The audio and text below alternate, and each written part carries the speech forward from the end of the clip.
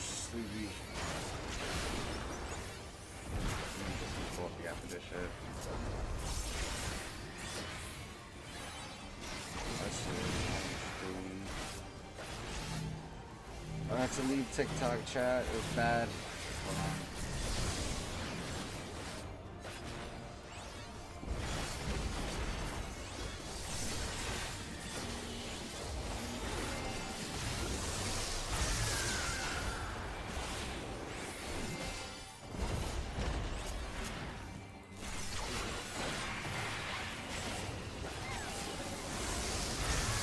Mother of God.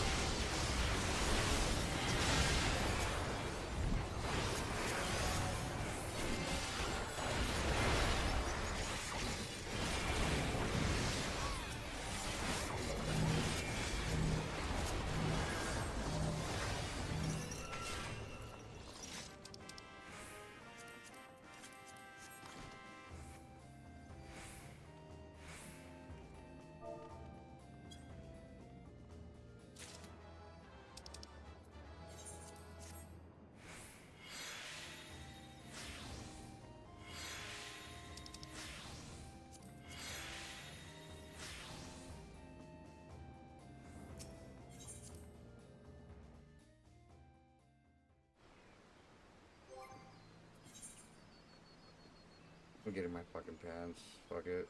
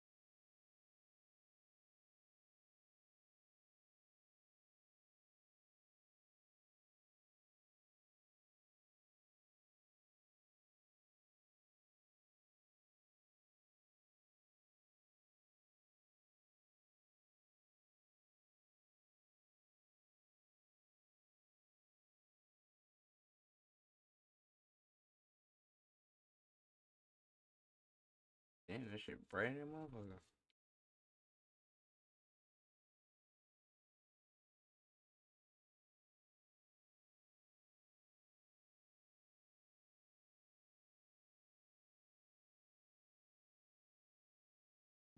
Damn,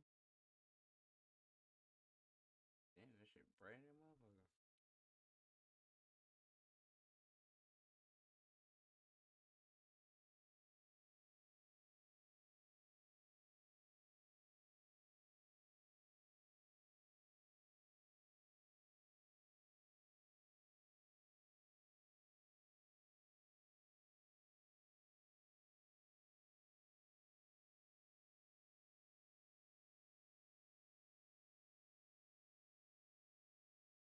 Yeah, 'cause I had to leave fucking YouTube, bro. I mean, I had to leave TikTok. It's crazy.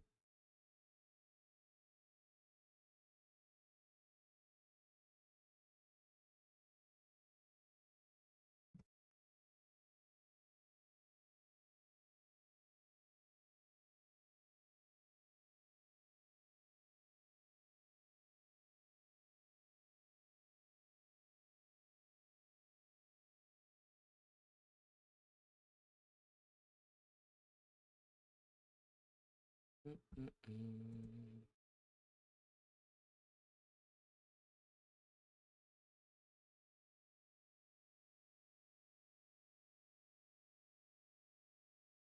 That shit is so sad.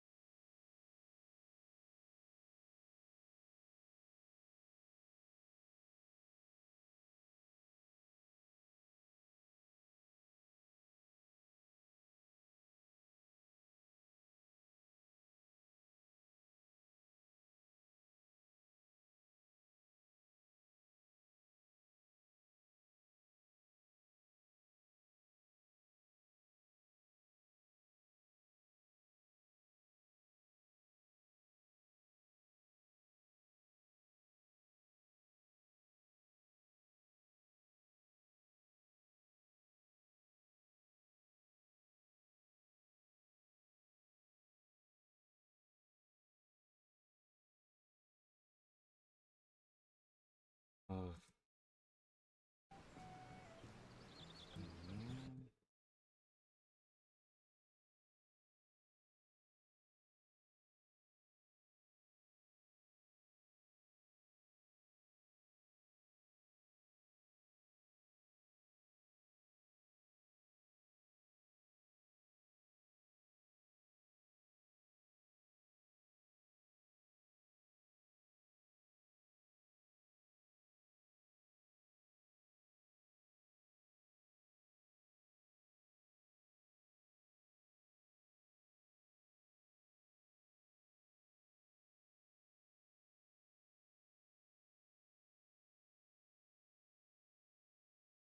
It's so fucking stressful. I'm like, all right, you know what? I don't want to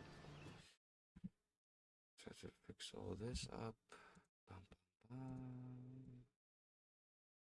All right, so we jumped off. Yo, TikTok viewers, bro, you're done. At least for right now. I'll just clip shit up and put it on your TikTok and then tell you guys to fucking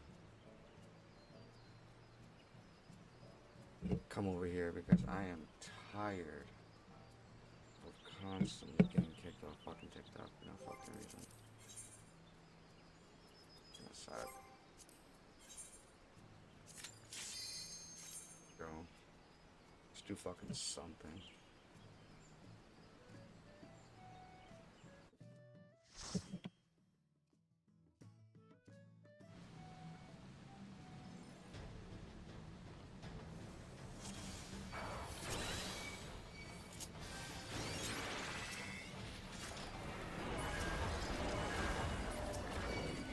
Oh, wow.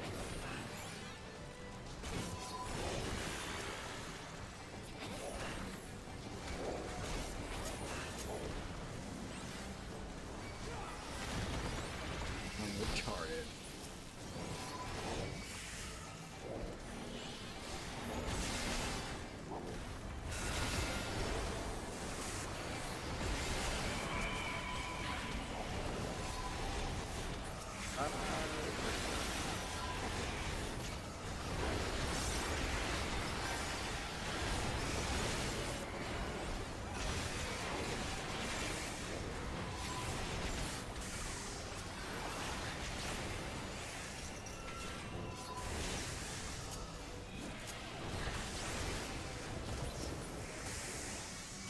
even need coffee. No. Arrogance. Arrogance.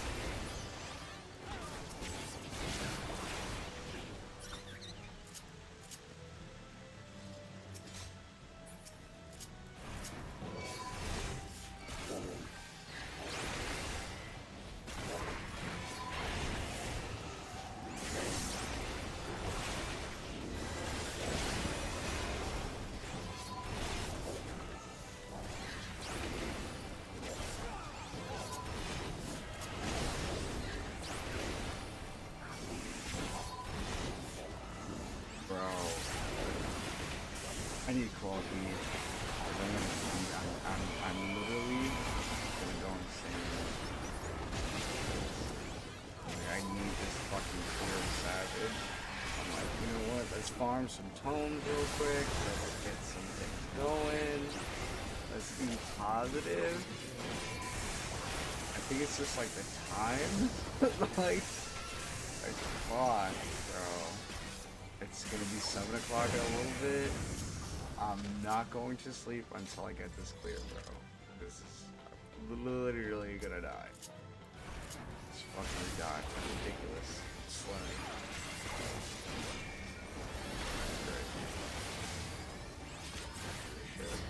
Let's do it. Yeah.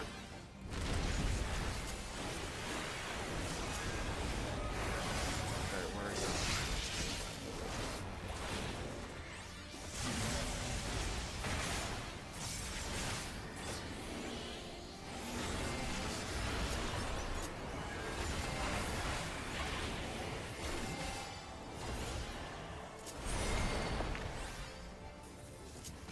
I'm just gonna walk around the room.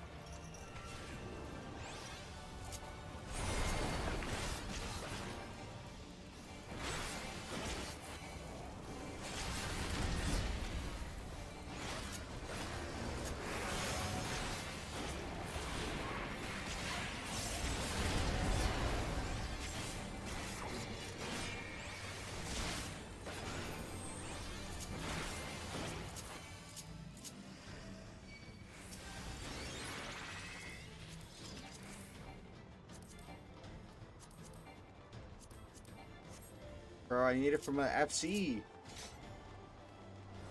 If you're wondering why I'm greeting everything, it's I need that shit for my FC, bro.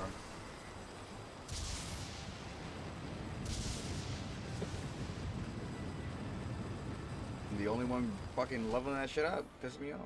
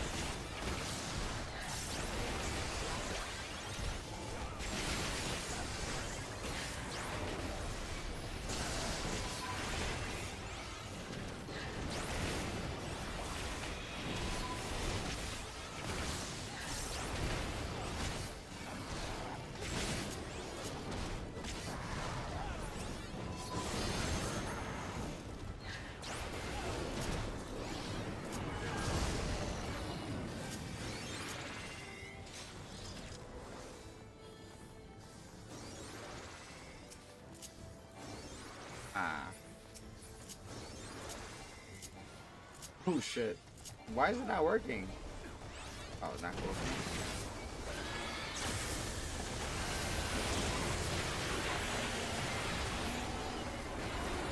Am I lagging, bro? I'm like slamming the buttons like mad.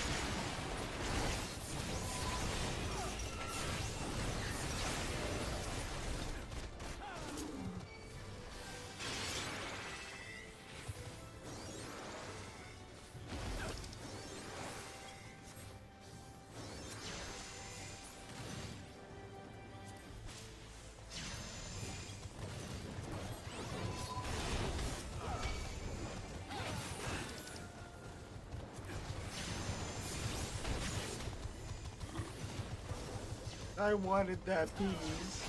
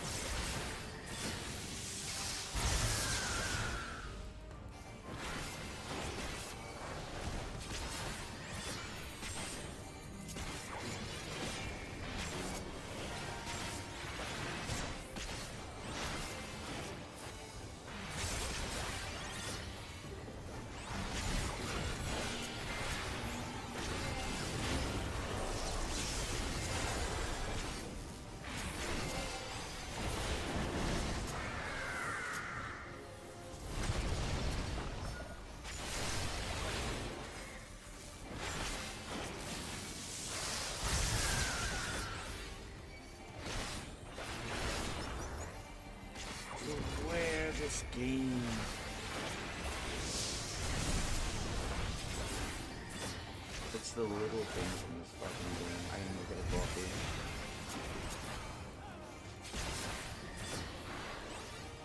I didn't get a fucking coffee. Mother.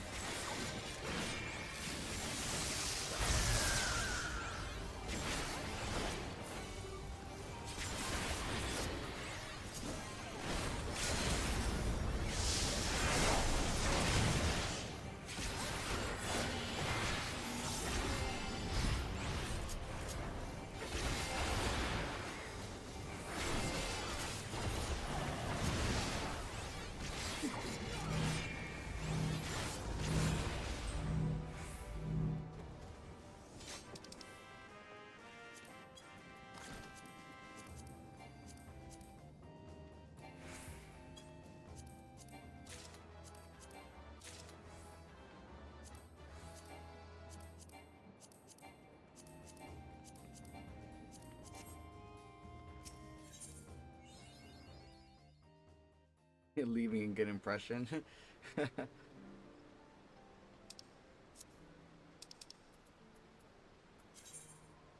What is that? Receive. Oh, receive 300 accommodations.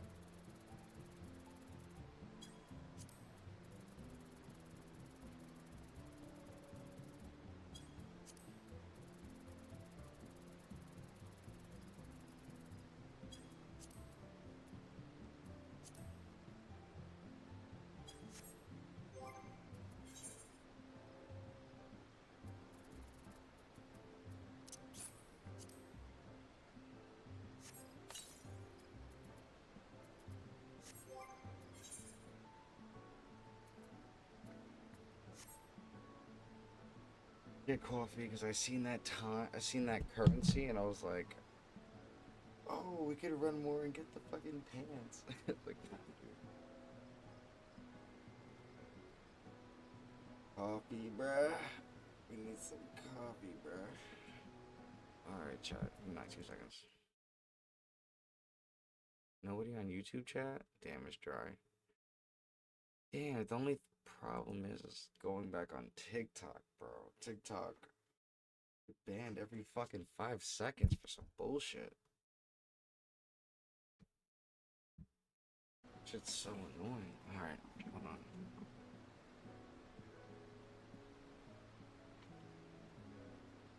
Need some fucking coffee, dude.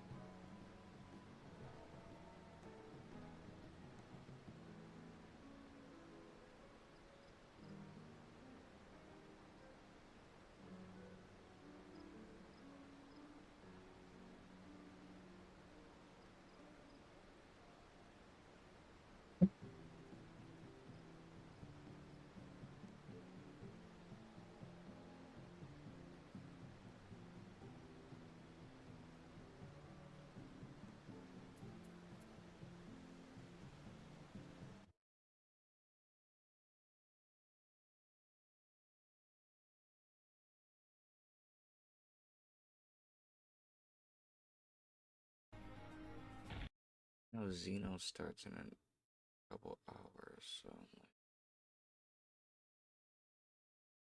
oh, bro, somebody's lying.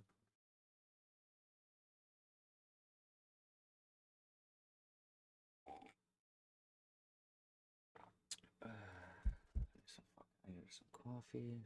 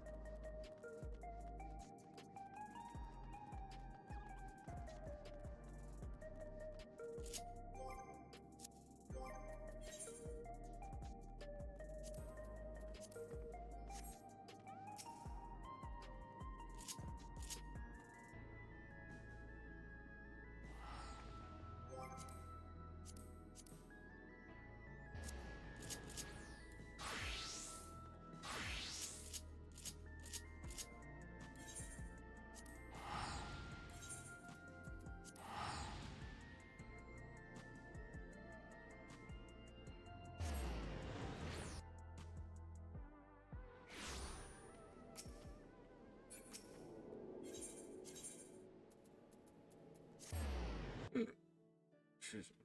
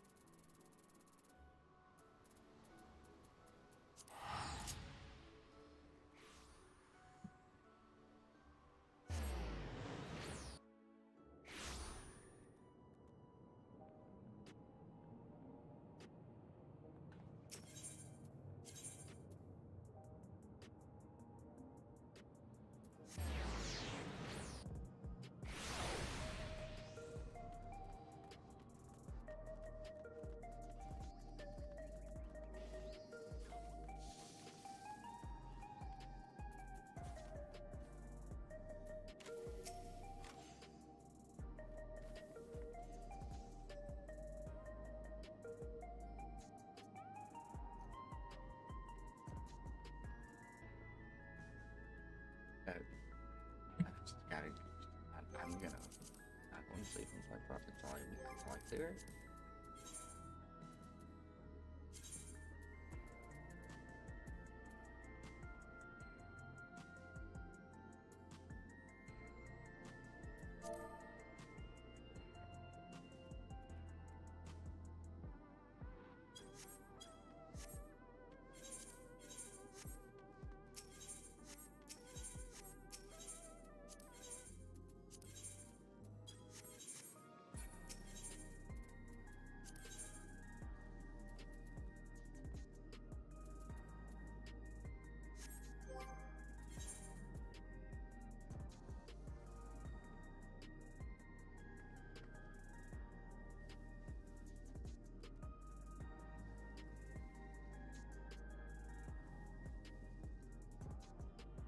Oh, okay. Let me use the bathroom.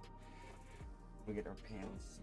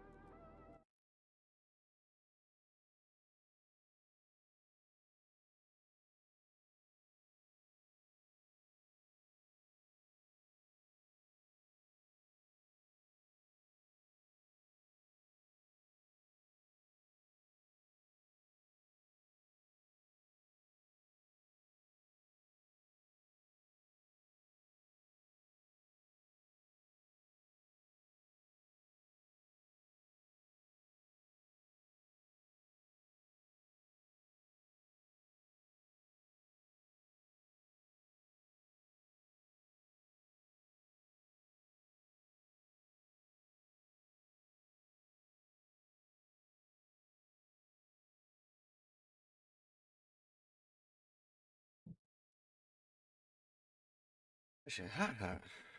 I said thermal, thermal.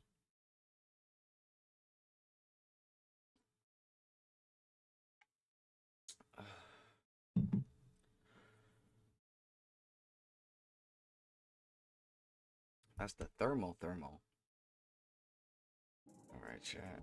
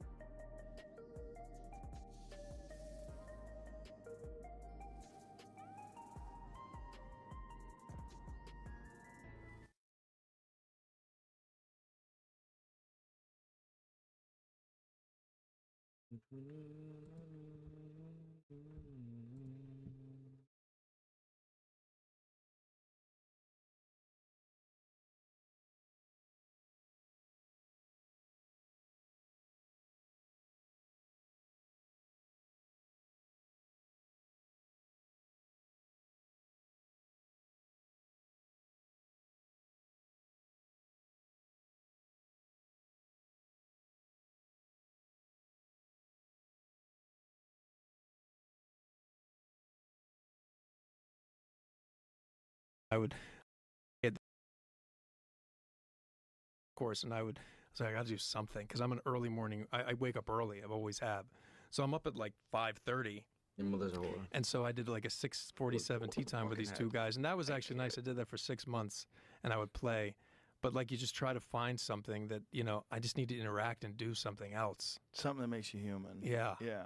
Yeah, for me, I went But to I have pool to say, halls. like, I do love, oh, interesting. Yeah. Michael Vartan, who was on Alias, huge. Did you ever play pool with him? No. Oh, he would go all the time. No kidding. Yeah. Oh, I wish I Yeah. met him. Yeah, he would go all the time. Yeah, to that one place that had like tons of, I'm sure you know it. Probably Hollywood Billiards. Maybe, yeah. Yeah. Yeah, Hollywood Billiards was the spot. Yeah. Yeah, it's in New York. That was a big thing for me too. It was like almost hijacked my comedy career because I was playing pool like 8 hours a day. I was playing in tournaments. I was traveling around and going to tournaments.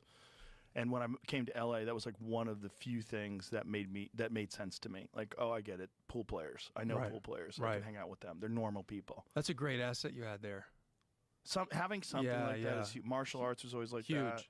Having something where you have something that you do. Because if Yeah. I was only doing Oh, no, acting, you'd lose your mind. I'd go crazy. And Yeah. I went there and I fell in love with the movie making, getting back to my original part. And I would go and so I'd ask J.J. Abrams if I could sit in the editing rooms. So I would basically shoot my one scene a week, which was like, hey, how was your trip, Sydney? You know, I didn't have a big part. Right. But I would spend the rest of the day in the editing rooms. And then I would ask Ken Olin, who was so generous, that one of the showrunners, if I could just shadow him and just be around all the time. And I would take cool. everybody's dailies home. Back then it was in VHS tapes. It was Carl Lumley, Victor Garber, Ron Rifkin, all these great Victor and Ron were from New York, these great New York actors that came out, and I would just watch their dailies and learn. You know, just learn, and that's when I was like, I love this. Like, I fucking love this. Well, that's what I love. I love when people love things. Yeah, and I do, man. Like, I can't get enough of it. I am 100% fascinated with people that love what they do. I can watch people make furniture. There's a guy that I watch on YouTube who just makes desks and tables out of like, what is it called? What is it called? When they take it, when it has the actual outline of the wood.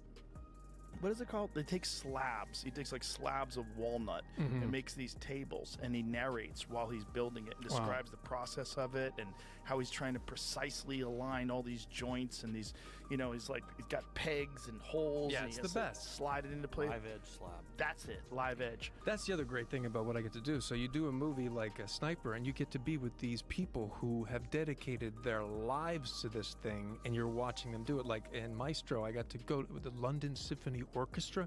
Each person, since they were 4, have been doing this, and they're all unicorns. Do you know what I mean? And Stars Born, all these musicians. It's like even Burn, I got to go to these restaurants and study under these people. I mean, that's the thing that's like, that's the greatest thing in the world. Yeah. It's nuts. It's It's nuts. nuts. And like even this movie, the access I got to have to the cellar and all the stuff and all the people. It was like I learned so much more than I ever knew. But it expands you as a human. Oh, no question. You know more about what it is Yes. to be a human. Like, Yes. oh, there's a human who just plays the flute. Yeah. You know, we were talking in the green room last night about Andre 3000. Was that his name? I'm saying it right? I almost said 5,000, but that's wrong.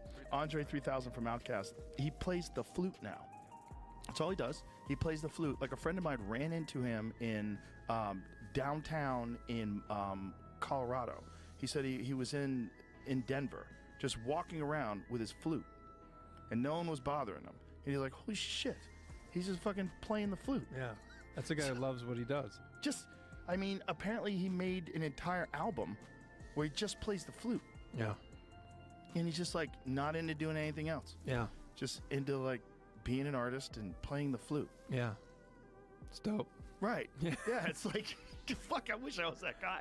But You you know? seem to be. I mean, you did, hunting and billiards, and already you've got like 2 up on most people, Well, besides what you already do. But I do things that are, that I think are going to help me figure out who I am. And I think the only way you really figure out who you are is to do difficult things. Yeah. And when you're doing difficult things, you kind of learn about yourself. You learn about, oh, why do I have this desire to take a shortcut? Why don't I go why don't I do it the right way? Like what is it about Oh, yeah. getting good at something? I mean, I think me at my base, I'm very lazy. I think everybody is. Yep. I mean, It's like- a default setting. I yeah, am fucking no lazy. question. Default setting for humans. Goggins talks about it. Yeah. Like Goggins talks about, like one of the things about Goggins is he always talks about how when he was fat and lazy, like he used to be fat and lazy. Now he's like the most disciplined human Yeah. that's ever lived, and he forced himself to become that. Yeah. But his default set, he goes, even now, he goes, sometimes I look at my shoes for like a half hour before I put those motherfuckers on. Yeah. I mean, I'll be doing something during the day, and I'm like, I can't wait till my daughter's in bed, and I'm upstairs, and I'm just laying down on the couch, and I'm just, whatever's on. Yeah. And that's my goal for the day. I'm like, what's going on here? Sometimes that's good though. Yeah. I view that as a reset.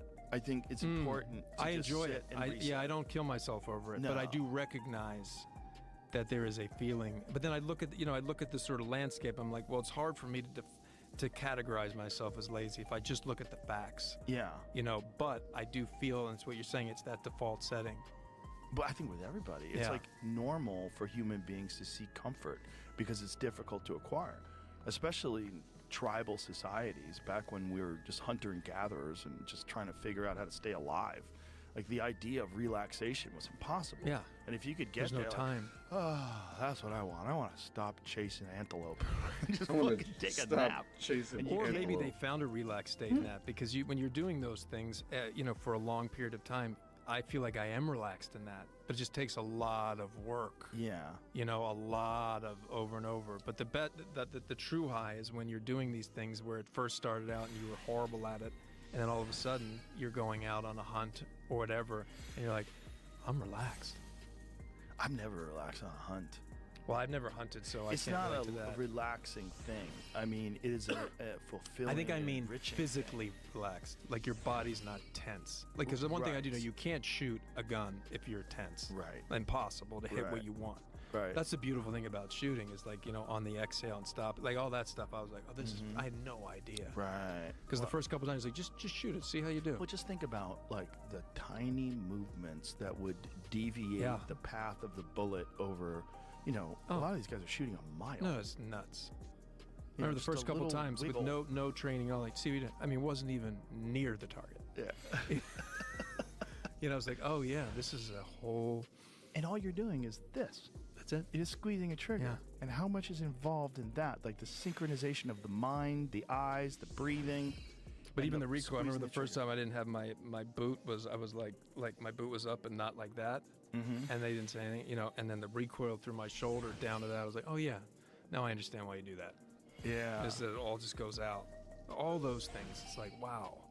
But I think through those things, you learn more about who you are. Through difficult things and getting better at difficult things, that's where you learn more about who you are. And you realize, like, oh, I can kind of apply this mindset to everything. And you see with your children.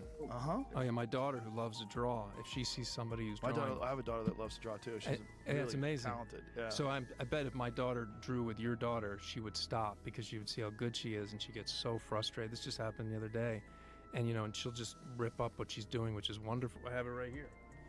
So I saved this. I was like, don't rip it up. She did this yesterday, and I was like, don't rip it up. I'm gonna make it my bookmark. Ah, that's cool. But I watch her process of like dealing with difficulty, and it's like, and just trying to explain like it's okay, like and being frustrated is okay. But I could see myself in her and what everybody goes through. But isn't that awesome when you're watching your kid go through these things? Yeah. It's just the greatest thing in the world. It's awesome watching people get obsessed with things and then progressing. Yeah. Oh, yes. And when it's your own child, it's even more insane. It's amazing. Yeah. It's amazing. It is cool. Yeah.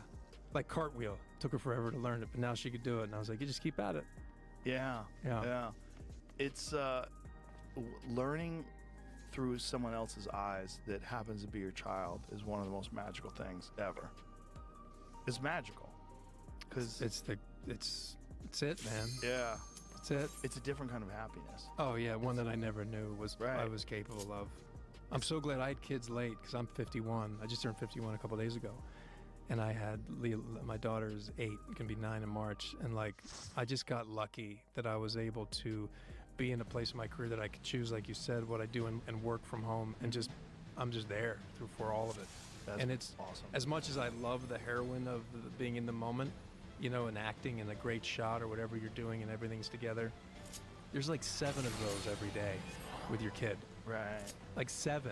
We were eating dinner last night at a restaurant, and by the way, she was so excited. I'm probably going to she hears all of that. She's like, Daddy, tomorrow. But we're sitting here at a restaurant, and I'm just looking at her, and she's got a little hat on. And I was like, and I'm like, is this the greatest thing in the world? And she's like, it's great. And I'm like, that's it. This is it. That's it. It's crazy. It's like free jolts. Yeah. Right? You just get these free jolts. You never know when they're going to come. Right. It's like walking up the stairs together. It's not like in the moment. Like it just happens. It's the best. Yeah, it's a very different experience. And I feel bad for people that never get to feel it. It's one of the few things. Like, I don't think everyone should have children. And I'm not that guy that says, yeah, me neither. If you don't have kids, you don't have a life. That's cool. I don't believe that. Everybody's different. Yeah, everybody's different. And I think we all need to respect that. Everyone's different. But, man, for me, I shudder at the thought of being who I am right now if I had no children. I don't know if I'd be alive. I would be different. That's yeah, for sure. I don't know. I wouldn't be nearly as compassionate. Dave Chappelle said something to me once that was brilliant. He said, not only have having children changed the amount of love I have, it's changed my capacity for love. Yes. Ooh. And understand everything. There's like before and after. Yeah. It's true, all the things they say. Oh, it's just true. It is true. Yeah. There's no doubt about it. It also made me think of everyone as a baby. I used to think of people as static. I used to think I meet Bradley Cooper, he's 51. That's a 51-year-old guy. But when I, had children, raised children, you start saying, oh, this is a baby that became a person. And it's just life experiences, genetics, environment, all these different factors. Here you are now, but you are a product of this path and this journey that you've taken through life. And I give people way more grace because of that. Yeah. I'm way more charitable, way more compassionate, way more understanding of even people that suck. When I meet someone that sucks, I'm like, I wish I could have met them when they were 5 and see what it was, and maybe it could help them. And it's hard for me to hate people. That is not served me so well over the years, but ultimately it has. But it's hard for me not to feel just any other human being how hard it is to be alive. Right. It is. There's just like, I don't know, I think it was hardwired in me. It has nothing to do with like anything, just like, yeah, it's hard for me to, even people that are like mean to me, it's hard for me to like stay mad at them. Yeah. My wife said something the other day. As I get older. Yeah. It's when you're young. I'll never forget it. Yeah, I'm gonna remember that. Yeah. I saw your true face. Yeah, it's true. But yeah, as I get older, oh, no question. My daughter was talking about some horrible story in the news. Someone fucked up their whole life, all these different things. And my wife listens to it and goes, it's hard to be a person. Yeah. It's hard to be a person. Being a person's hard. And we were all just sitting there like nodding our head like, yeah, you can fuck this up. And we're all going to fuck it up at one point in time. And maybe when you think that you're never going to fuck it up again, you fuck it up the worst you've ever fucked it up. And you're like, how did I do that? How did I do that? I thought I had it together, and I fucked it all up worse than I've ever fucked it up before. Because nothing stays stagnant. Nothing. Everything's changing all the time. And it's just hard to manage all these different things. It's hard to manage your emotions. It's hard to manage conflict. It's hard to manage relationships. It's hard to manage life, work, balance, pressure. It's hard. Yeah. Not easy. And even in the macro or simple level, it's just hard to be existing in a world where we don't know anything. And then and the only thing you do know is not going to last. And you're going to be gone. And you're bombed on by bad news. The news is just bad. It's all the time. People getting shot, run over, and war, and bombings, and invasions, and it's just exhausting. Yeah. And that's like in the background of your mind constantly when you're going about your day. Fucking algorithm that. Yeah. And at the same time, it's a miracle to me that the democratization of information that we live in now, that you can choose points of view to learn about what people think in a way that when I was growing up, 3 stations, news, there wasn't, you know, there's something wonderful about it too, you know. I just talked about this the other day, like, you know, everybody's algorithm. No, I'm not on social media. So the truth is, You're not on it at all? No, I'm not. I don't really know what the fuck I'm talking about. That's So I should do it for 2 weeks. My friend was like, go on for 2 weeks. And he's right, I'm gonna do it. Just to experience it. What is that experience? All I have is that one TikTok moment. Where I was like, I gotta stay away. Because I'll never leave. You've never had a desire to get on it? I do. No, I do. Just the same way I don't put a television in my bedroom. Which is like, if I do, I may never get out of bed. Yeah. You know, it's fear. Yeah. I was like, I don't know, just all that stuff. And I was like, I sort of learned that people, you know, the world gets smaller. I feel included. Because the main thing is like, I just don't want to feel alone, right? To me, it feels like social media is a place where you don't feel alone. Because you're just learning about it, and there's all these people talking to you. But you do feel alone, too. Ultimately, because it's the drip as opposed to the real, what we got back to when we first started talking. It's the illusion of it. Yes. You know, if it's taken at, but it is worthwhile too. It depends on how you contextualize it, right? And like anything in life. Yeah, I think there's a value to it. Oh, for no sure. question. And Most by the way, certainly the for fact that I distribution could of information. watch your show and then go on Trigonometry, and the guy who went to the prisons, and you're the KKK guy, and the guy who's Oh, the yeah. musician, KKK guy. blew my mind.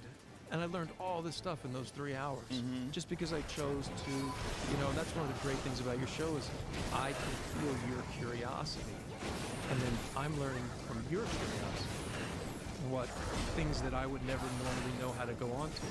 Yeah, that's the most It's the valuable best. gift of this show for me. It's the best. Is that I get to pick who I talk to.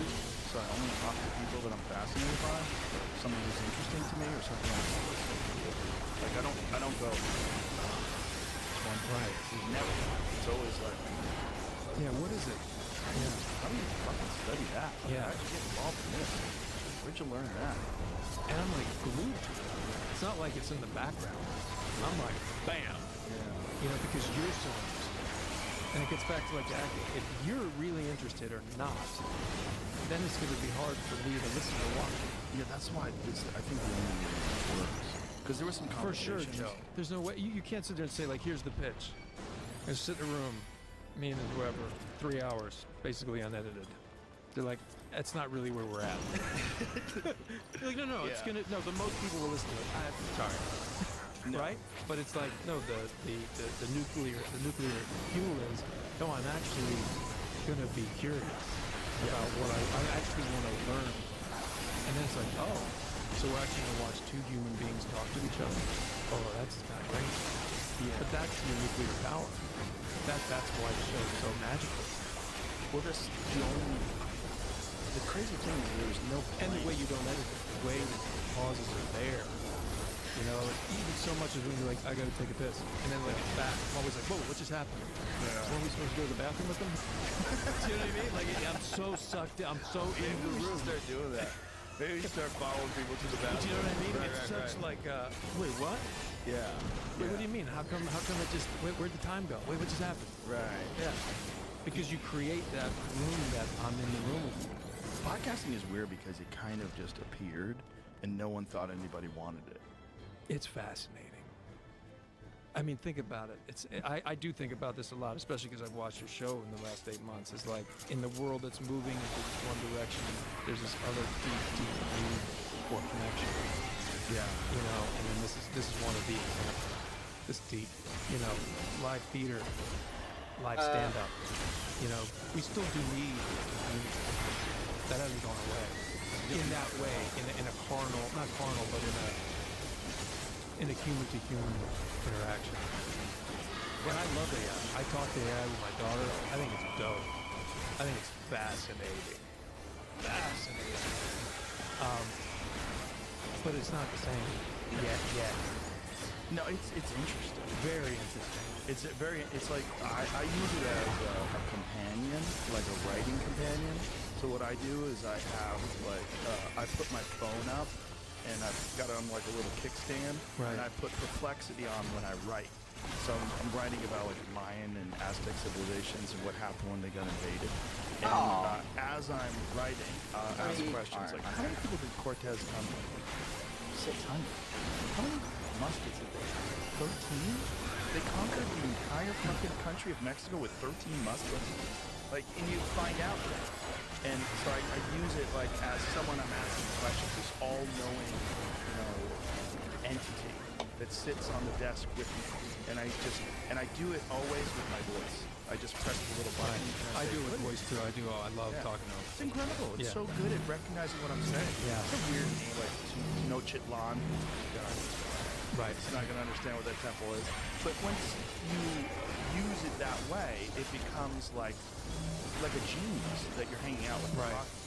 I haven't gotten to that level. I go like, how was your New Year's? How did you do that? You asked the AI. Yeah, I'm curious how they're gonna process and like how they're gonna try to communicate. But also, it changes and becomes more like what you're asking from it. Right. Yeah. But yeah, you certainly uses your rhythms and vernacular and yeah. So CES, the Consumer Electronics Show, they just highlighted a sex robot that's connected to AI, and I'm like, this is the end. This is where it's gonna like get really fucking weird when you can actually purchase a companion that interacts with you. And Yeah. have you seen it, Jamie? You seen the new one? It's fucking weird, man. It's fucking weird because this is the thing that everyone's been afraid of, and that this is coming. That you're going to have an artificial human being that instead of learning, like, when I act shit, this person doesn't like me. When I act nice, they like me. I feel good. They feel good. When I say something nice to them, and you see them light up, it makes me feel good. It makes them feel good. You hug them. Everybody feels good. It's like we're learning to interact and communicate with each other. But there's a lot of people that aren't doing that right now. They're just at home. They're fucking playing video games. They're interacting with people only online, and they don't get contact with the outside world. So this is, Lovins, the AI doll. So like, right now, that doesn't look real. It's not more than your average AI companion.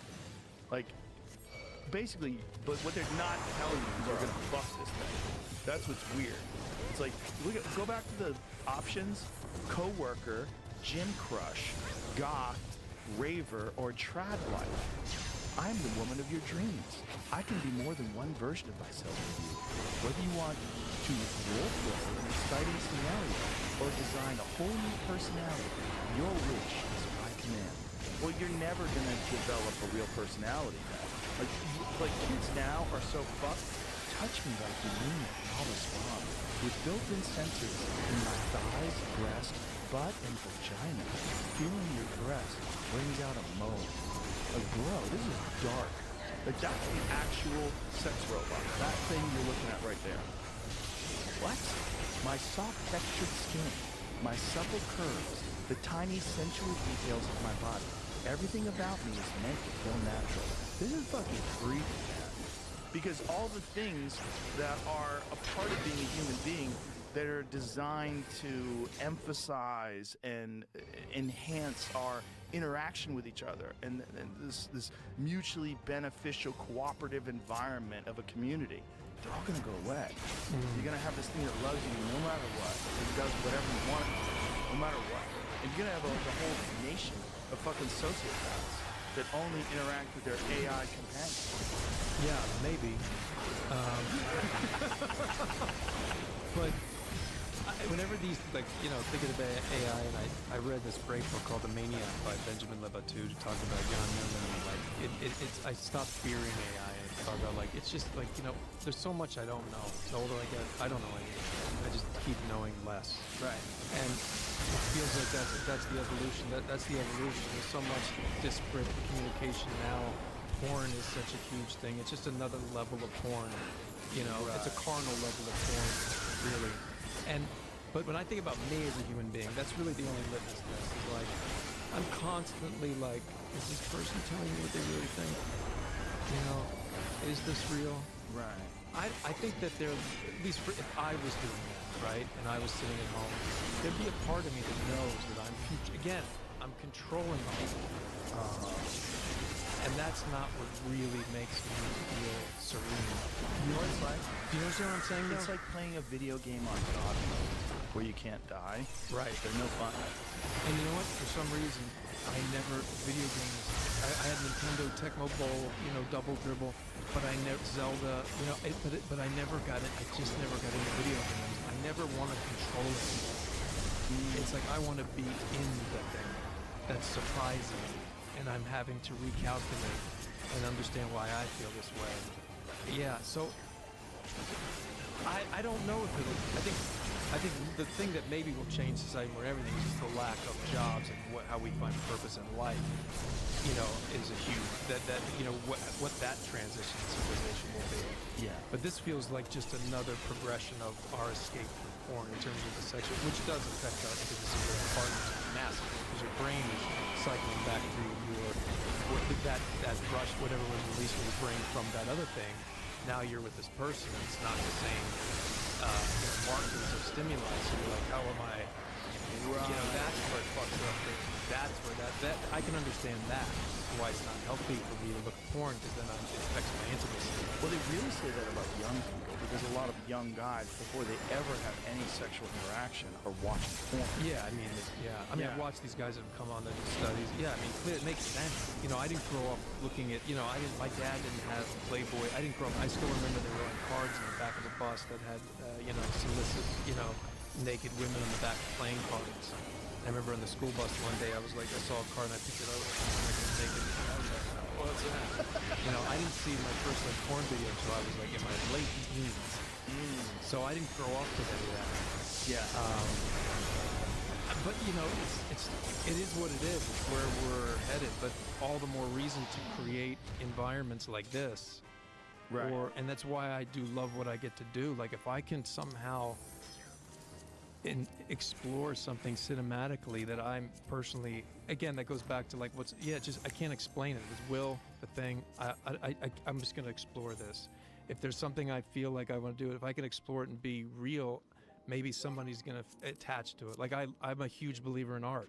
Yeah. I think art is, in any form, is a key to our communicative ability and like not feeling alone. It really comes down to me, at least, just not feeling alone, part of a community. Yeah. That's it. Because me alone, and if I'm controlling a robot, it's still me alone. I guess that's what I'm saying. Some part of my brain, even if you could create a world, like virtual reality doesn't really do it for me. Like the world's created, I'm like, what, I want to live on Mars, and you're a dinosaur I'm talking to, and we're married. Do you know what I mean? And we, like whatever it is. It's like, I still know I'm controlling it. Mm-hmm. And it'll never really, for me, I don't know if anybody else, so I don't think it'll ever really solve it. Right. It's not going to really resonate. I don't think so. I don't. It'll be escapism, which we do many other things. Smoking weed when he's young, whatever it was for me, or whatever it is. Not that weed's that's a communicative thing, that actually, but like anything that's escape, it's just a higher form of it. Well, it's a disconnect too. That's what I mean. It's a disconnect. Art is a connect, right? It is. When it works, great it's a connect. Art. Yeah, great art is an expression of someone's humanity that you get to feel like this person did this thing, or they're doing this thing right now, and I'm watching it like, wow. Like going to see live music for me. Well, music is like our touch to God, no question. Yeah. That's why the first movie I wanted to make with music. It's like music. Two people singing to each other that are in love. That's it. Yeah. Because first of all, I'm sure you've sang a little bit. If you're not loose, it's gonna sound fucking horrible. Yep. Like we're wind and string instruments, both, right? We're wind and then strings with our vocal cords. Like, and if that's not loose, the sound's gonna be horrendous. We're not gonna be able to communicate. But if you're loose and you're singing to somebody and they're singing back to you, and you're in love, you're actually in love. Whoa. Yeah. Wow. That must be crazy for like people that do a duet that are in love with each other and they're on stage, like 16,000 people. No, it's not, I mean, the little taste I got doing A Star Is Born, because we jumped on real stages and sang live. It was fucking crazy, dude. Crazy. We went to Glastonbury Music Festival, 80,000 people. Chris Christopherson gave us 4 minutes of his set. Me, Matty Libatique, the DP, Steve Moore, the sound guy. I had my costume in my bag. I went to the bathroom, came back out as Jackson Maine, and we had 4 minutes of singing. I was like, what the fuck is going on, dude? I mean, Joe, talk about, it was crazy. Oh, that's so wild. And then doing it with Lady Gaga, who's actually, I made my bandwidth like this, so I could pull it off, and I could believe it. And then I'm singing with her, and the minute she opens her mouth, it's like that thing comes out. Yeah. And your whole body is tingling. It's crazy. Yeah. It's crazy. Yeah, you can't replace that with AI.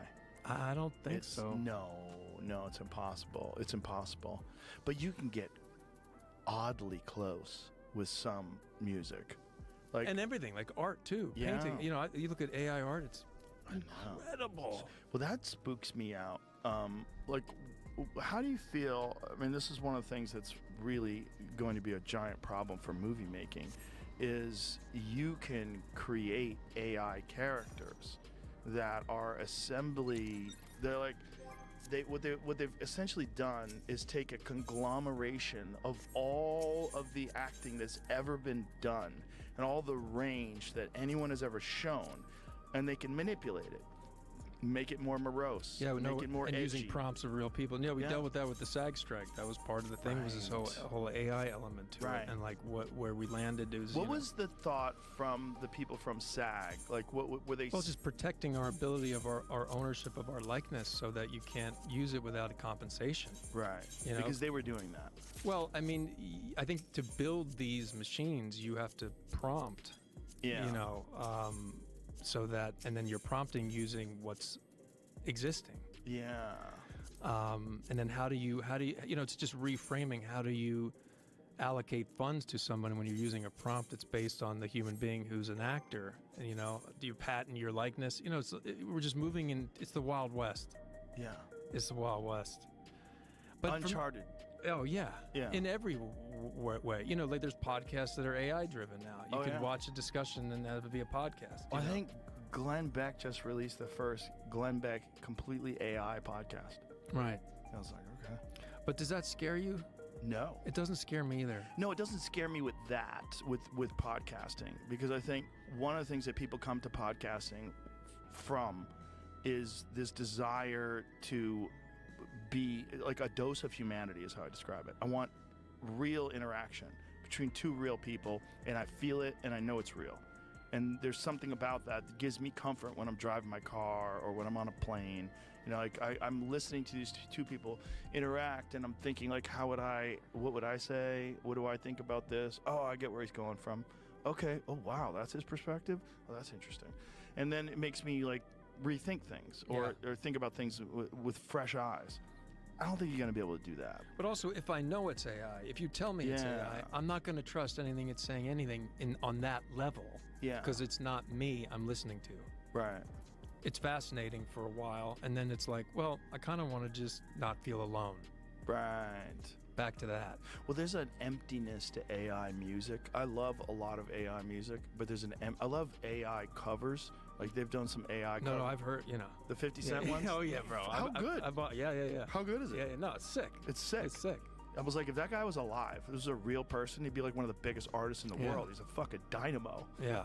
But there's an emptiness to it where like there's no human, there's no humanity, there's no soul.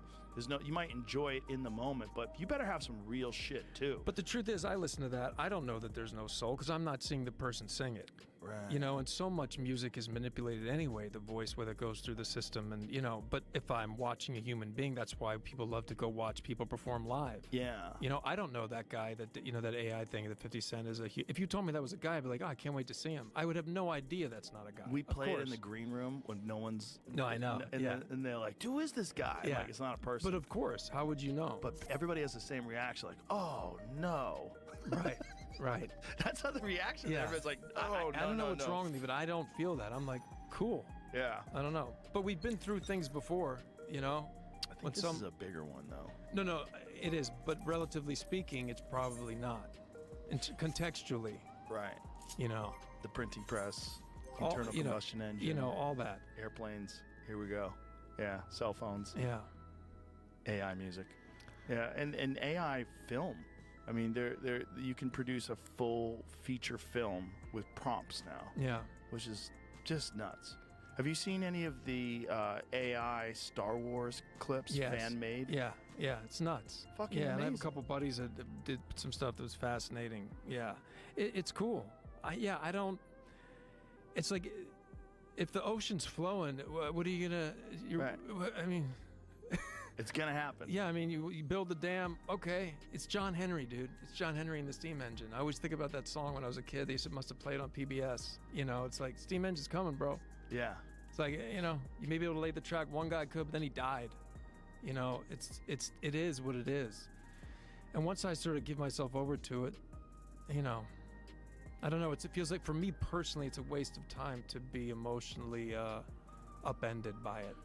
I agree with that. That's all. I think that's a healthy perspective because I think it is inevitable, but it is also. And the truth is, very we don't strange. know what's inevitable. We know something's inevitable. There's a movement, but no one knows. We just don't know. We may not be around by the time it happens anyway. Meaning, like, who knows? We just don't know anything. Right. That's the truth, and that's what's so terrifying. That's why we want to escape. Yeah. At least me. By the way, I'm saying all this generally, but I go back to, like, what do I feel? It's like, okay, so how can I, this is totally out of my control. So why am I terrified? Just breathe through it. Okay, it'll be an adjustment. Because the other thing, I think, people change. I don't know what you think. People do change in life. Like, I just think we change. Like, I'm not the same person I was 5 years ago. Of course. Yeah. Some people definitely. don't think that. That, like, you're always the same. Like, I don't think that. Those people are silly. Yeah, I really, Yeah, people change. People change. They change by the minute. Yeah, but I mean, like, major changes. Yeah. Sure. And do you ever think back in your life and you're like, I've lived so many lives. Yeah. Like, it's crazy. If you live a good life, I think that's the case. Yeah. Yeah. Yeah, you're gonna change. And if you don't, like, why not? Yeah, maybe if you don't live so many lives. Yeah. Did you maybe. just nail it when you were 21 and ride that fucking boat right into the rocks? No. Because everything else is changing. Yeah. Yeah. Yeah, you have to change. But it's just, this change is a strange change because we're essentially creating an artificial life form that it can interact with us right now in a way that you can manipulate, like this AI sex bot, but eventually it's going to interact with you and you're not going to be able to manipulate it. It's going to be a life form. Yeah, that's going to be something. Yeah, and the entertainment aspect of it is just a side effect. The real. I don't even think the entertainment. That's not even the thing. The thing is, life's gonna change. That's what I feel like too. It's like, oh, the storytelling, and like, I don't think that's our biggest concern, dude. No. The storytelling thing is gonna be weird. But like, that's not. We're talking about a minute-to-minute life existence change. Right. Most probably. It's essentially going to be a life form. And, there's a lot of technologists that are looking at it and they're saying this should be studied by biologists and not by people that are involved in technology. Right. Because this is kind of a life form. It's just a life form. It's fascinating. These are human Yeah. beings, what we do. Oh yeah. It's like, isn't Mark Zuckerberg building the size of Manhattan for a place to be able to create and generate a computer for an AI? You know, like the amount of energy that we're, it's fascinating. Human beings. Well, are they need their fascinating. own nuclear power Yeah, plants it's just. to But isn't run it them. fascinating? Just ardent, like. Yeah. And then if you have an enemy, there's competition, Right. right? Yeah. And you better create one so that you can be motivated. It's really interesting. You ever stop and think, like, what does 50 years from now look like? Oh, it's, I think about, again, with kids. My daughter and I, we walk through, because I live in New York, we talk about it all the time. Like, what's going to be here when you're my age? It's like, what do you think? We talk about it all the time. But whether she even needs to get a driver's license. She's 8. It's really fascinating. Right. Like, our Waymos. But when I was 8, everything? as opposed to now, when That I was shit's 8, crazy to me. I mean, I remember having a beeper, and I thought that was like crazy. 1 second, bathroom. Yeah. Yeah. And a StarTAC phone. Yep. I was like, whoa. I got one when I moved to LA. Oh man, I was remember like, that dude, StarTAC. I'm living in the fucking future. I could any excuse to fucking. Yeah. Pull up the antenna. Yeah. Little Motorola. Yes, dude. I got the extended battery. Oh Remember that shit! fat battery Yeah, in the of course. back? This was Of course. great. Yeah, yeah. I can call people whenever Yeah. I want. Yeah, man. Yeah. I remember when BlackBerry died and iPhone. I was one of the last people. I kept that BlackBerry. to I the kept the end. BlackBerry Yeah. deep into the Yeah, game. me too. I needed that Yeah. keyboard. I was like, this is not gonna work. Right. Yeah, my thumbs are too big. Now I hardly ever even actually type. Well, I do when I write, but when I talk to people, I just talk text. You do. I do Yeah. not do that. Yeah. It's so good. Yeah. It's so much quicker than Yeah, me I should with do the that. fat I always fingers. have a hard time turning it on and then knowing it's not a voice memo or the thing. I gotta look at it. You know what I'm talking about? 'Cause Yeah, you yeah, slide, go up. Yeah. It's the embracing of it is inevitable. But it's like, where is it going and what is it going to lead us to? And how many different jobs are just going to vanish? That's what's really scary, like giving people purpose and meaning, Yeah. because so many people, their purpose and meaning is their occupation. And if your occupation is completely irrelevant, it just doesn't work anymore. It's like, Again, I think back to me and my either. upbringing. My grandfather, who was a beat cop for 35 years, I don't think you would say his purpose was that. All right, so let's just get this weapon. Let's get this thing for fucking 4th floor real quick, and then we'll literally go back in PF.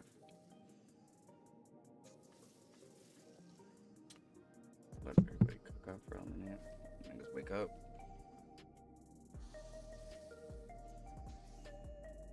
Ready, bro. Come on. Please.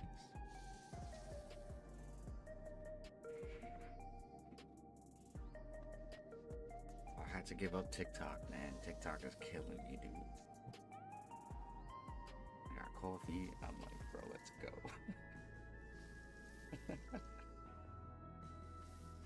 Day 4 into day 5.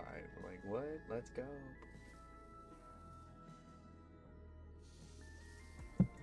Fucking coffee. Waiting for motherfuckers to wake up.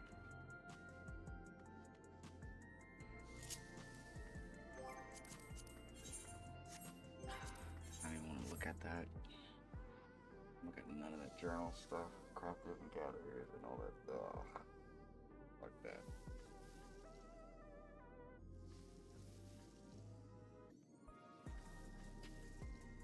PF grinding, bro. Stuck in M9. Oh, bro, got a headache thinking about it. Need coffee.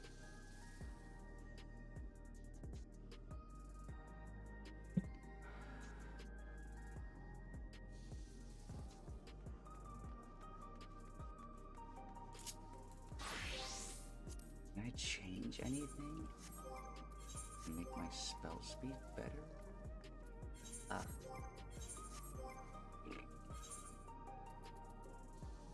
1854? What can I change? I know this is coming out here, but this is spell speed.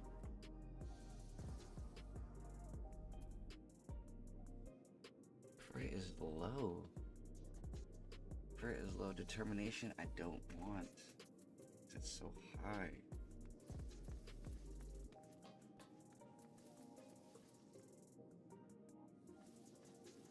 What can I change?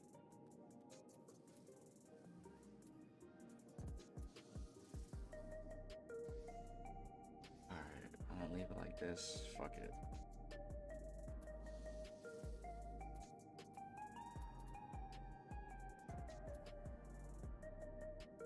I can change, bro.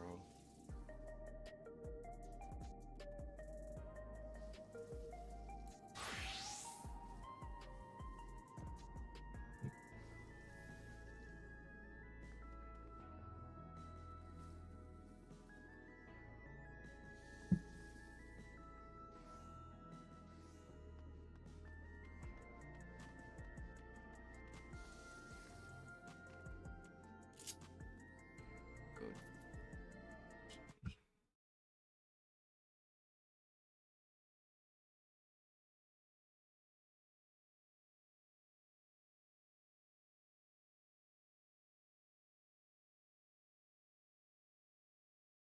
That, you know, I think his purpose was his family, and Like you almost want to say merciless. I don't know if that's the word. Yeah. I mean, he's him.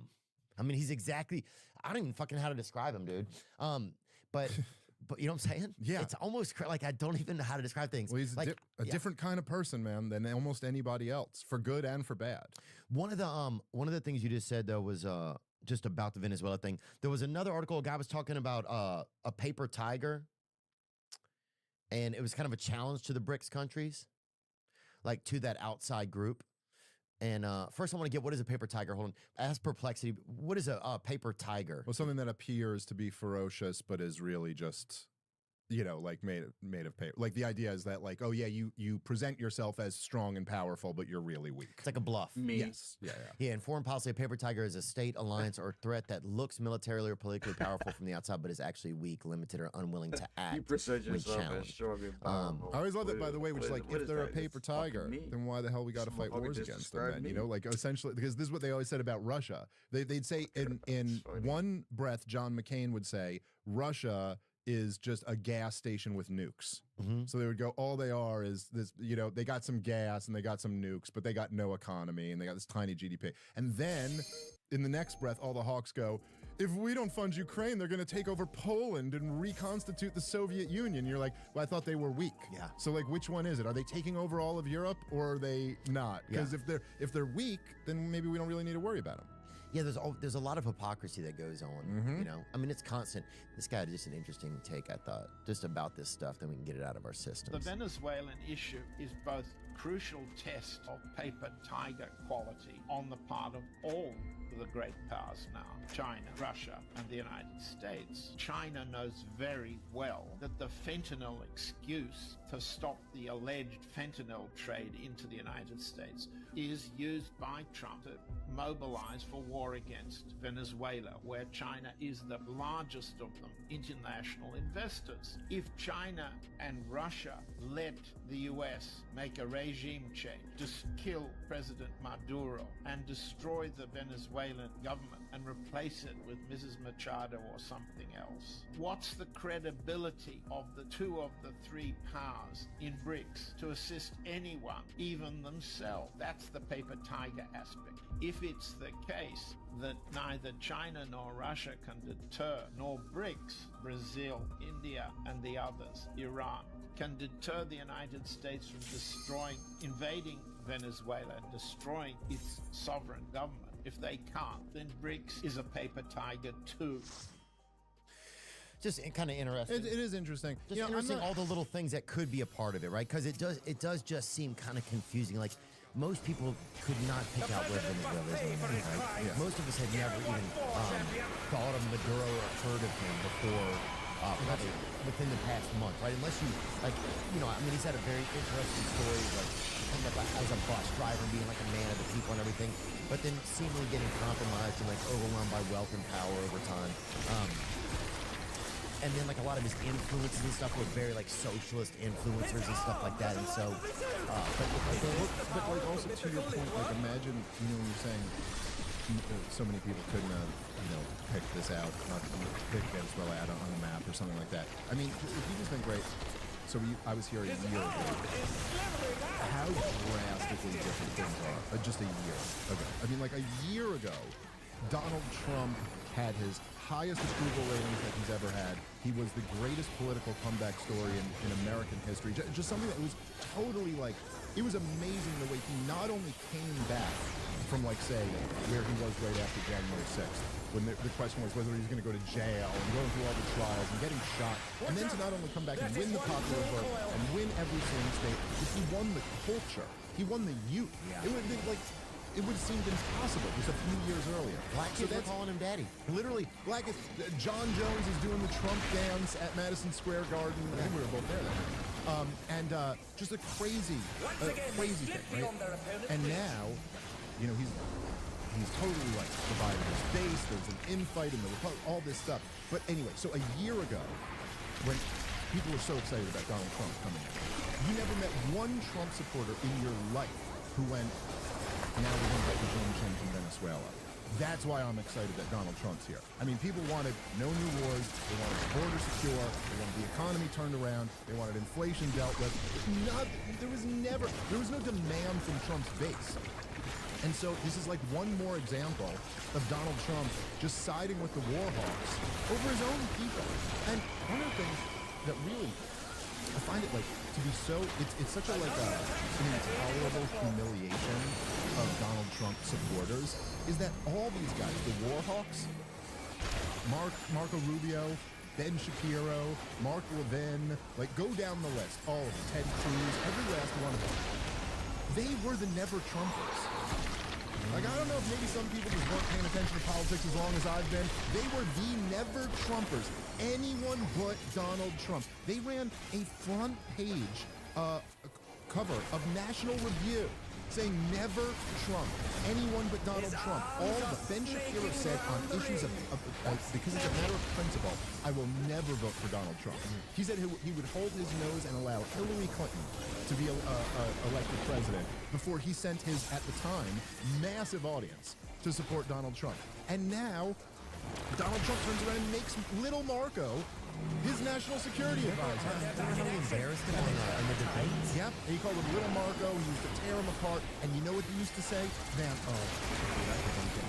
there was, I believe there's a tweet, you could probably find it, where Donald Trump said something like, Sheldon Adelson will be able to control Little Marco.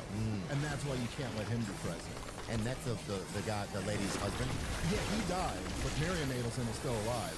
And they're his biggest donors. They've given him like hundreds of millions of dollars. Yeah. It's and that's, I don't even think that, like if you counted the money for his first run, his second run, and the midterms, they're probably close to $1 billion that they've given. Look at this tweet right there. Sheldon Adelson is looking to give big dollars to Rubio because he feels he can mold him into his perfect little puppet. Wow. I agree. Okay, he agrees with that. And just to be clear, this is just a fact. This is 2015. Nobody has been molded into more of a puppet for the Adelsons than Donald Trump. And Donald Trump now, which I know you've probably seen a couple of it's so crazy. It almost, and I'm not saying this is the case. I don't think this is the case.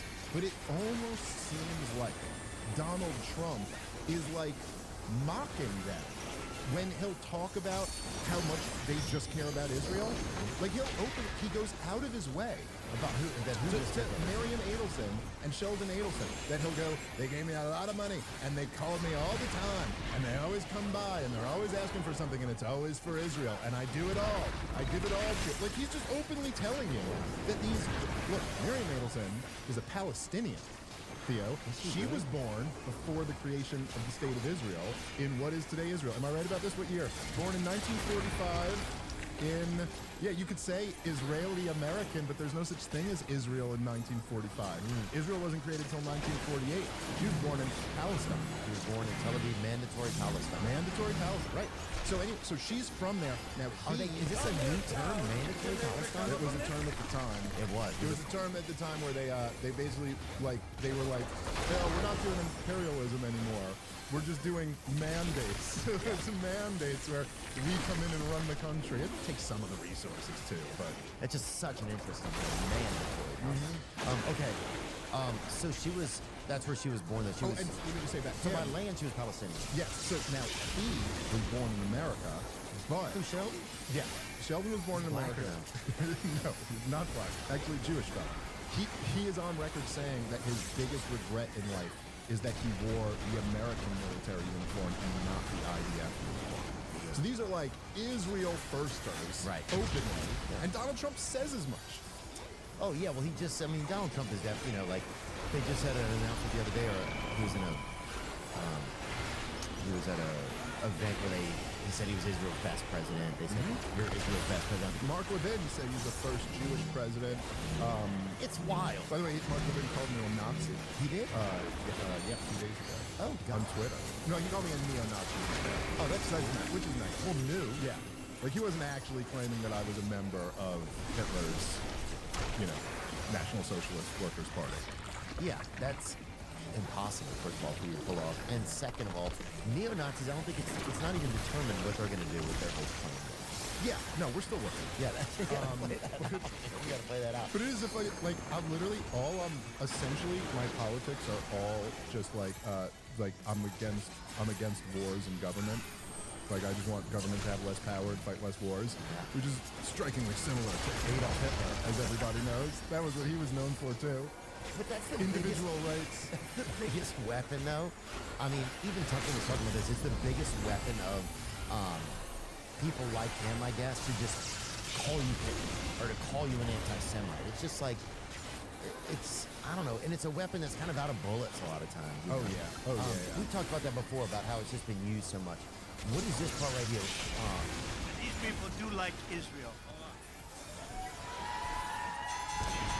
And he loves Israel too.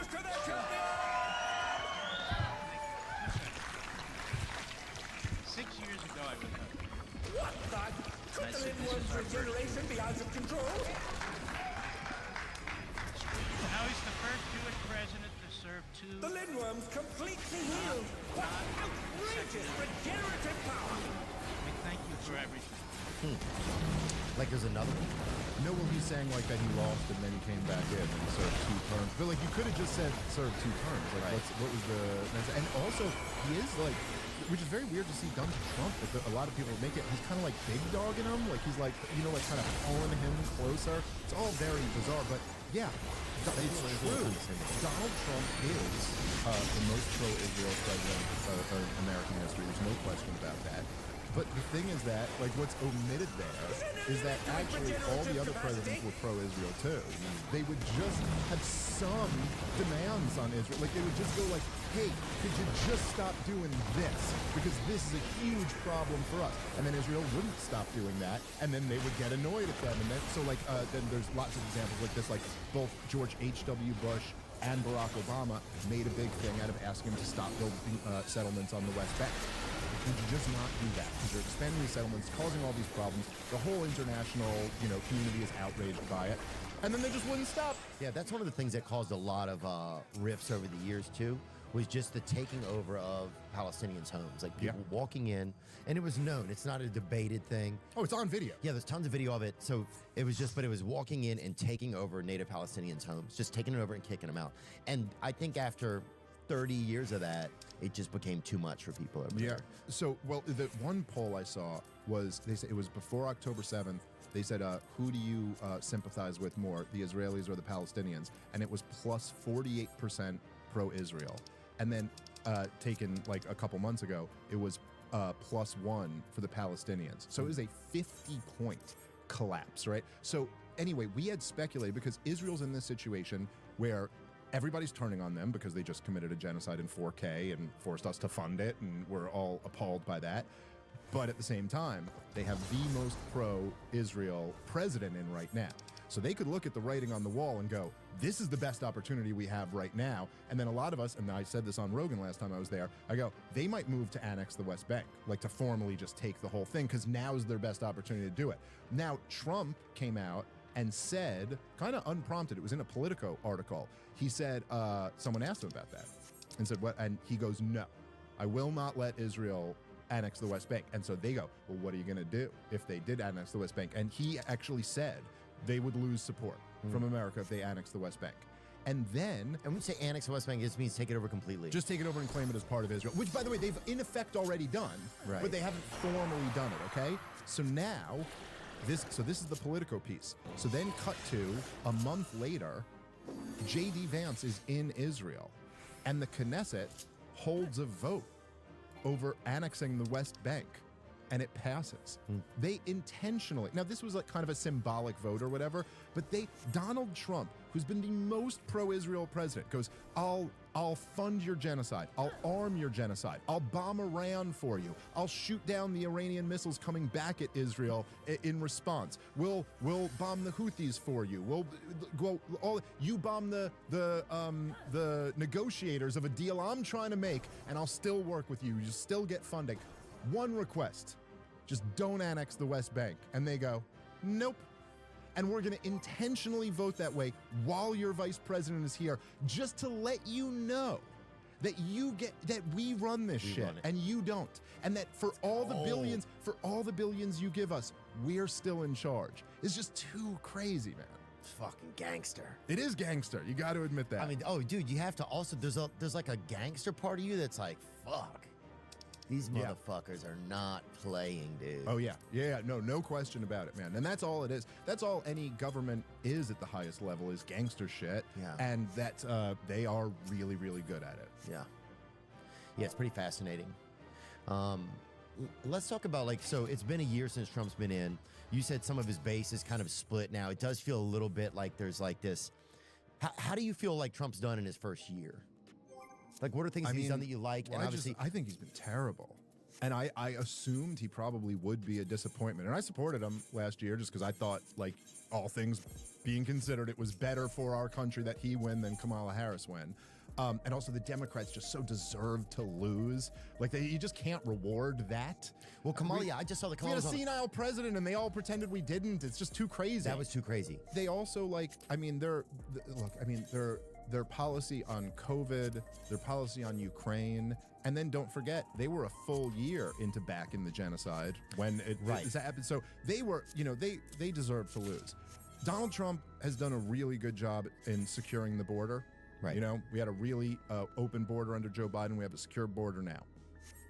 Aside from that, it's just been disastrous. I mean, I just couldn't, not even just disastrous like the policy was wrong, but just the way they handled it. I mean, the handling of the Epstein scandal that goes down in history as like the worst handling of a scandal I've ever seen. Literally, from all these guys running on, we're gonna release this stuff. Pam Bondi having that thing where she gave the influencers folders? the binders. Remember them And then- holding the binders And then up it in the turns out there was distance? nothing in them that was new. And then they pivoted on a dime to there's no such thing. I don't even know what you're talking about. Right. You're crazy to think there was a thing to be released. Like, it was, and then to turn around, and then they turn around, and Mike Johnson said it will end the political order if we vote for Thomas Massie and Ro Khanna and Marjorie Taylor Greene's bill to release the files. And then they turn around and get pressured into voting for it, and now they're just redacting everything, and like it's just, I mean, just he lost so much credibility on that. Obviously, the I think bombing Iran was terrible. Well, let's go one thing at a time. Sure, So, sure, sure. The Yeah, Epstein. yeah. So bring up some of those pictures that they just released too. What was with the photo drop right before Christmas? It's all so bizarre. Like, what is that a picture about? If you're a married guy, you know what I'm saying? Like, what are you doing there? Yeah, I mean, like, You're a married 60-year-old guy. yeah. Listen, I'm never gonna be in a position with some chick like that. I'm a married guy. It's a weird thing. Yeah. I mean, now again, it doesn't give us that much more information, and we don't see her face, but sure does look a lot younger than him. Yeah, go through some of these. I mean, this is kind of. I mean, it's all just kind of wild. Kevin Spacey and Bill Clinton there. And was this at Epstein Island? Allegedly. This is Adamson. And there's some photos. This is the best thing. Look at these photos. Everything redacted in them. These could be photos from anybody's phone. Everything redacted. And then one mark of the beast or something from Zodiac Killer on the one that he'd drawn. Yeah. Just bizarre. Sorry. I mean, it just like. It's so strange. Why? Mark of Why the would they beast just from the show us some of Zodiac this Killer. stuff right before the holidays? Are they I just fucking trying to love like Theo. everything now? You have to think. Is it trying to distract my attention from something else? And the news reports, they don't even tell you about the real shit that's going on anyway. Yeah. So most of the stuff that's happening, here's the crazy part. we don't even know anymore. Yeah. Like most of the most serious shit that's going on, Yeah. we don't even No. have a clue. Well, I think part of the thing, look, the Epstein, the whole story is so, like, it's so dirty. Like, it just stinks. I mean, you just look at it and you're like, dude, look, we know what we know, but knowing what we know, how could you possibly piece this together that's not some huge scandal? I mean, like, already when you just go, okay, so there's a guy who was convicted of pedophilia, or convicted of soliciting prostitution from an underage girl. You know, then, a decade after he's convicted, or at least 8 years after, he's still, like, in the most influential circles with all these, and then for national security reasons, you're telling me that this has to be hugely redacted? Like, what the hell? This just makes no sense. And his connections to Ehud Barak and Mossad now all being known, it's just too crazy. And Donald Trump, I mean, I think covering up the Epstein thing in the way he has like profoundly hurt him in a way that isn't even measurable on polls. And like his poll numbers are lower than they were, and I'm sure that's a big part of it. But there is something where like, look, the fundamental animating spirit of Donald Trump's political existence, his central promise was drain the swamp. You know, like the reason why people love Donald Trump is because everybody on some level knew that DC is just corrupt as shit, and that they're screwing all the rest of us over, and they face no consequences for it. And there's something about covering up the Epstein thing that it's like, oh, when it really came down to it, you didn't want to drain the swamp. You wanted to protect us. And maybe you could rip from the folks. You're a gator. Oh, it's just so twisted. And one thing that Tucker Carlson said that was interesting to me, you know, some of this stuff is just, I mean, weird writings from the Lolita books on these women's bodies. Very strange. I mean, that's real wild. Yeah. There's Noam Chomsky, legendary anti-war leftist. Steve Jobs. I'm sorry, not Steve Jobs. Bill Gates. I apologize for that, Steve. A couple bow and arrows. But yeah, it's bizarre that these would come out right before Christmas and kind of like keep the attention focusing on that. And also, it's like a drip. It's like a morphine drip. And delivered in a way that is more confusing than illuminating. You know what I mean? Delivered in a way where nobody's attempting to actually get information to you that you can even try. I mean, like, obviously, like, good journalists will be tearing through these documents. Like, this is 1.7 million more to come. Journalists will be tearing through these for years. But, like, I think you just like watching Lost.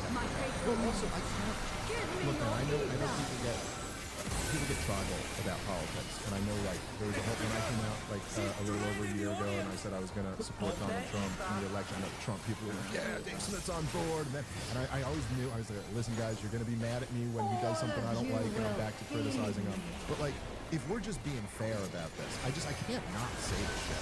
Dude, Kash Patel and Dan Bongino made millions of dollars.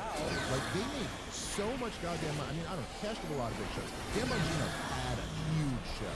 He made millions of dollars all day long talking about this Epstein scandal. And they were going to get to the bottom of it. He even said, Dan Bongino, I guess he's leaving now, but the deputy FBI director even said on Tim Pool's show that he had it on good authority that Jeffrey Epstein was connected to Middle Eastern intelligence. Now, which Middle Eastern intelligence do you think he was talking about? Epstein was surely working on the Saudi payroll or something like that. Like, yeah, okay. So, like, they said this. They promised they were going to get stuff. And not just did jack shit, lied through their fucking teeth. Told us there were no co-conspirators, there was no sex trafficking, that he killed himself. Like, hey, Kash Patel, Dan Bongino, you looked me in the eye. Not to me, but to the American people. Yeah, for and sure. said he killed himself. I've seen the proof. Why can't we see that proof? I don't even know if Cass can look in the Yes, you look all of us in the eye simultaneously. It is funny when you start looking at Patel, you're like, there's no way this was the guy. How did we ever think this was the guy? And Tim Dillon is totally kind of like, Tim Dillon has brought this guy's life down, but to a manageable level, to a realistic level. Like, yeah, those guys. It makes you realize that there's something above the FBI and the CIA that gives them what then you're allowed to work from here. Yeah. here's the. It's like you sit at the kids' table at Thanksgiving. Yeah. And you play with these. We'll give you the drug charges and a little bit of this and that, but otherwise we're gonna handle it big. That's right. That's right. Or it's either that they never really got in control and there was a level of control above them, or that they were lying and that they sold out or that they were compromised. But there's some answer to it. But there is something where the credibility damage on all of them. Like just the amount of street cred that Kash Patel had a year ago compared to now. And Trump too, I think. All of them. All of them. But some of it is also, I think, it's the communication. Right? It's like, why not just come and say, hey, I got in here. I'm not even allowed to see the things that I really want to see. Yeah. And I'm also not allowed to say the things that I really want to say. Yeah. Right? If you said that, or if you said, honestly, there's so many. This Epstein stuff has to go through so many hands before we can even put anything out to the public, so that everybody can safely get their stuff redacted. That it's unbelievable. And the best we're ever going to get is this. Well, the other thing that Because didn't he say that they'd seen everything and there was nothing there? Yeah. Can you pull that up? I think he said Which it is on the also, radio. now they're saying there's 1.7 million documents. Did you go through all of those yourself? Are you confident? Yes, he did say that. You Dan had a sleep or whatever, just stayed up all night going through them. And you also just know, right, if he had come on Rogan a year earlier, he would have been saying a whole different thing about that. And so it's you got to at least explain to me, what changed from there to now? Because otherwise you leave us just speculating, I don't know, dude, either you're compromised or you got put in your place or you're just a liar and a fraud. Yeah. Let me see what. Here's a clip we have. This is a Tim Dillon. This is a Kash Patel Rogan clip that Tim Dillon covers. This is good. Patel talking about why they can't put the Epstein stuff out because it will re-victimize the women. We're not going to re-victimize women. What? We're not going to put that shit out. Not happening. We're gonna not do it. Who wins? He's dead. It's too ridiculous. I mean, Look. If there was a video of some guy or gal committing felony and I'm in charge, don't you think you'd see it? Yes, but that's why I was confused. Pam Bondi said they were she's the Attorney General. She goes, there's hundreds of hours of video. That's a quote from Pam. Get the Pam Bondi quote up for the videos. There are tens of thousands of videos of Epstein with children or child porn, and there are hundreds of victims. So that's Pam Bondi. Now let's go to Kash Patel, who goes, so if there were things, let's go. Kash Patel. If there was a video, don't you think you'd see it? On your knees, If you have access to it. If I have it, period. If I have it. You got it? So, okay. Where else would it be? It's This is just. why it's such a better comedian than me, because he could just be so funny with this shit, and it just makes me so angry. Even just watching that, I'm just furious. So I don't even think of the funny thing to say. I'm just yeah, because, dude, what does that essentially come down to? Trust me.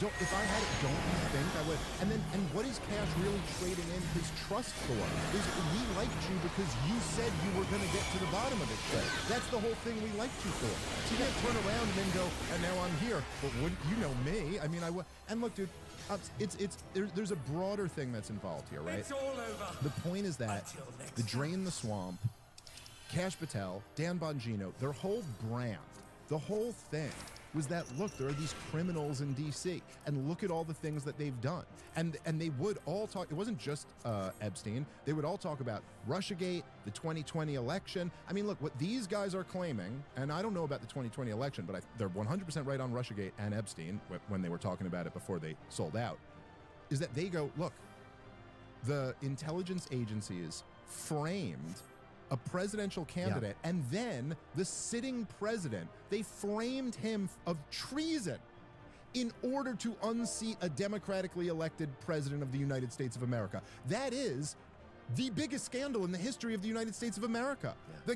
These are huge crimes, sedition, treason, very serious crimes. And nobody's paying They them. locked down the whole country based on pseudoscience. They covered up a senile president. They covered up a pedophile ring. They and now you guys are in charge of the Justice Department. How many indictments? Yeah. Zero. And then you're going to sit there and Kash Patel is going to tweet out a picture of some dude throwing a sandwich at a cop and go, "We got him." Because this is Kash Patel's America, boys. people don't get away with crimes here. Yeah. Like that's, oh, wow, great job. Wow, Cash Patel, we're all so impressed that you brought down Chauncey Billups. Like, okay, that's great, you know? Like, that's great, but like, that's not exactly what we were voting for. Can't a cop get a free Reuben? I don't care how he gets it. And that sandwich was still funny. Konohamaru Sarutobi, for as much of a disappointment as he's been, he does not need to die, and killing him right now would be a huge narrative mistake. So let's just address that huge elephant in the room. Apparently, every time Konohamaru Sarutobi breathes in Boruto 2 Blue Vortex, there's a section of the fandom that starts drafting his death certificate like it's an overdue piece of paperwork. Mamushi's running through Konoha, Boruto and Kawaki, they're deleting clones like it's light work in Konohamaru, the guy's on standby. So naturally, the reaction's been with a pretty sizable number of fans based on what I've been reading is that, hey, we should just kill him off already. He's a liability. The Legend of Konohamaru ended before it ever started. Konohamaru peaked in the Pain arc. And let me be clear, I get the frustration, I really do. I understand where it comes from. But I also want to play devil's advocate here. Killing Konohamaru right now, not only would it be bold storytelling, but I would argue it would be lazy storytelling, and both things can be true. And even worse, it would waste one of the last remaining legacy characters who is perfectly positioned for an earned payoff in Boruto 2 Blue Vortex when you look at the themes of the story itself. So obviously grab those ramen bowls for today's newest Naruto Explained video where your OBC, your original Boruto chief, is going to dive deep into all that information and all your